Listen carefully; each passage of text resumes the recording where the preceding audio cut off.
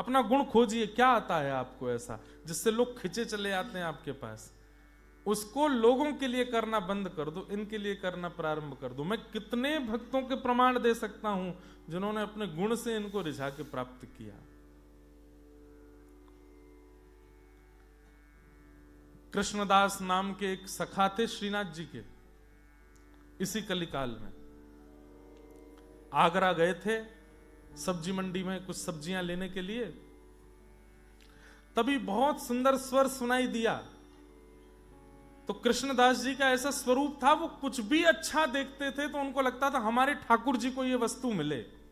जैसे हम लोग मॉल जाते हैं शॉपिंग करने, तो वस्तु देख करके सोचते हैं ये घर के उस कोने में रखी जाएगी, कितनी बढ़िया लगेगी, ये वाला कपड़ा मैं पहनूंगा कितना बढ़िया लगेगा, ये वाली ज्वेलरी हमारी माता जी पहने कितनी अच्छी लगेगी, ये वाला चश्मा हमारे पतिदेव पहने, ये वाला बैग हमारे बच्चे रखें, सबके लिए सोचते हैं।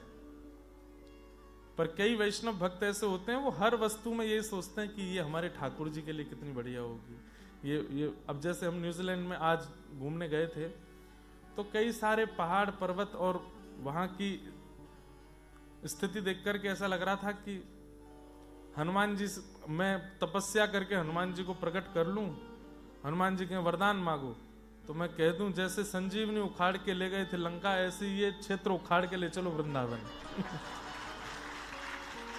और वहां क्या होगा, मैं ठाकुर जी गैया चराया करेंगे यहाँ पे, गाय चराने जाए करें नंद बाबा। अच्छा, वृंदावन ऐसा ही था, वृंदावन, और बहुत सुंदर था वृंदावन। इससे भी ज्यादा सोचिए, त्रिलोकीनाथ भगवान, ये क्वींस टाउन भी भगवान ने ही बनाया है, न्यूजीलैंड भी भगवान ने ही बनाया है, इस पूरी संसार की रचना उस परमात्मा ने की है। वो परमात्मा व्रज जाके कहता है कि मैं व्रज को छोड़ के नहीं जा सकता।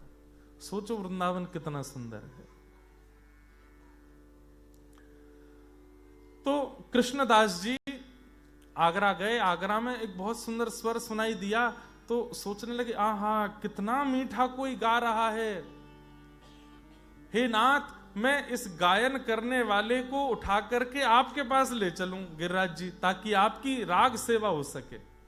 उस स्वर सुनते सुनते सुनते सुनते सुनते जब एक गली मोहल्ले में भीतर पहुंचे तो क्या देखा, एक नगर वैश्या गा रही थी और चारों तरफ उसके दीवाने बैठे थे, नाच रही थी, गा रही थी। कृष्णदास जी ने उसकी ओर देखा और मन में सोचने लगे इतना अच्छा कंठ, इतना अच्छा रूप, इतना अच्छा नृत्य, लेकिन देखो इन संसारी जीवों को रिझाने में लगी है। अगर ठाकुर जी को रिझाने के लिए चल दे तो इसको नाथ मिल जाएंगे। कृष्णदास जी खड़े हो गए, तो कृष्णदास जी ने देखा जैसे ही कोई 10 रुपया उसके ऊपर चढ़ाता, उस वैश्या के ऊपर, तो वो उसकी ओर देखने लगती। कोई 50 चढ़ाता तो उसके बगल में जाके बैठ जाती, कोई और देता तो और आनंदित हो जाती। कृष्णदास जी ने मन में विचार किया इसको ठाकुर जी की सेवा में ले चलना है, तो जेब में जितने रुपए रखे थे सब दे दिए। बोली इतना रुपया तो मुझे कभी किसने नहीं दिया। कौन हो भैया? बोले कौन हूं ये तो बाद में परिचय दूंगा, लेकिन मैं तुमसे कहना चाहता हूं मैं तो सेवक हूं। मेरे सेठ जी बैठे हैं। कहां? बोले व्रजमंडल में, गोवर्धन में। तुम उनके लिए उनके दरबार में नृत्य करने चलोगी? उस वैश्या ने कहा अरे सेवक जब इतना दे रहा है तो सेठ तो जाने कितना देगा, उसको क्या पता थी सेठ कौन है।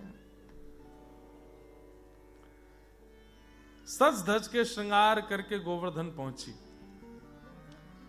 जैसे ही श्रीनाथ जी के मंदिर में सामने खड़ी हुई, अभी टेरा आया हुआ था, पर्दा था, ठाकुर जी का भोग हो रहा है।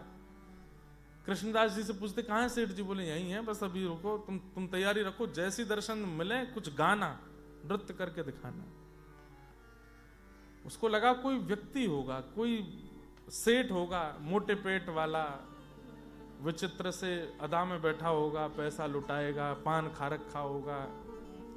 लेकिन जैसे ही टेरा हटा, आहा